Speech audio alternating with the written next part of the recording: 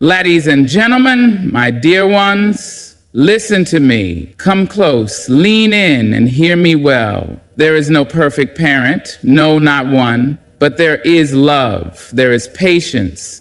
There is a way to raise up a child so they walk with their heads high, their shoulders strong, their hearts open to the world.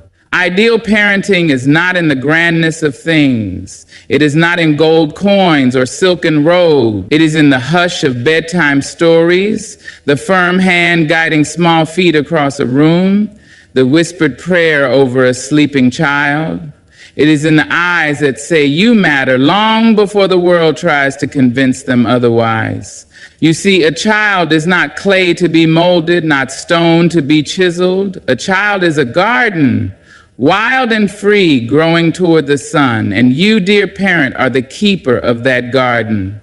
You do not force a rose to be a daisy. You do not shame a river for flowing fast or slow. You nourish, you prune, you stand guard against a storm. Speak words that build, not break. Let discipline be a lesson, not a weapon. Teach them to rise, yes, but teach them also to be kind. The world is already heavy with sharp tongues and rough hands. Let them not find that in you.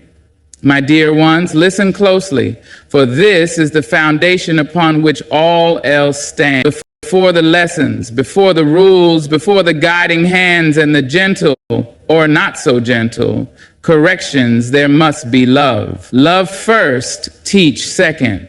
A child enters this world with wide eyes and open hands, reaching for something steady, something sure. They do not yet know the weight of expectations, the burden of perfection, the sting of disappointment. What they do know, what they seek, is love. Pure, unconditional, unwavering. It is the soil in which they will grow, the light that will stretch them toward their greatest heights. Without it, lessons fall on hardened ground. Discipline is met with rebellion, and wisdom is lost in the winds of doubt. If you wish to teach, you must first love. Look them in the eyes and let them know you matter. Well, I need to tell you something.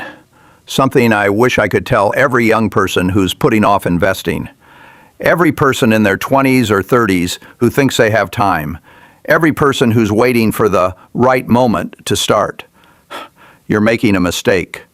The biggest mistake you'll ever make with money.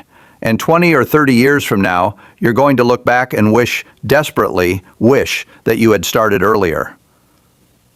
How do I know this? Because I've lived it. I've seen it. I've watched thousands of people over 94 years make this exact mistake, and I've heard their regrets when they finally realize what they've lost. See, I started investing when I was 11 years old, 11, and that early start, that's probably the single biggest factor in why I'm one of the richest people in the world today. Not because I'm smarter than everyone else, but because I gave compound interest more time to work. So today, I want to show you exactly why starting early matters so much. I want to show you the mathematics of time, the brutal reality of delayed starts, and the opportunity cost of every year you wait.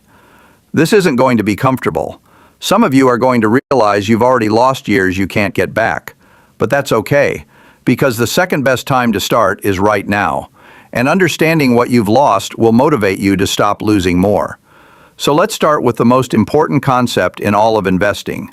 The reason why starting early matters so much. And that's compound interest. Einstein supposedly called it the eighth wonder of the world, and he was right. Compound interest means you earn returns not just on your original investment, but on all the returns you've already earned. Your money makes money, and then that money makes money, and then that money makes money. It grows exponentially, not linearly. But here's the key. Compound interest needs time. Lots of time. The longer you give it, the more powerful it becomes. And in the early years, it doesn't look like much is happening. It's only later, decades later, that the magic really kicks in. Kindness being received is a more emotionally overwhelming experience than kindness being given. Kindness being given, we talk about it's good to be kind, it's nice to be kind, but how many of us are actually adept at receiving kindness? I think some of us are embarrassed by it, some of us don't know how to react to it. And what I'm processing is one of the acts of kindness is to receive kindness. When somebody gives you a gift and you say, no, no, no. And they say, but I bought this for you.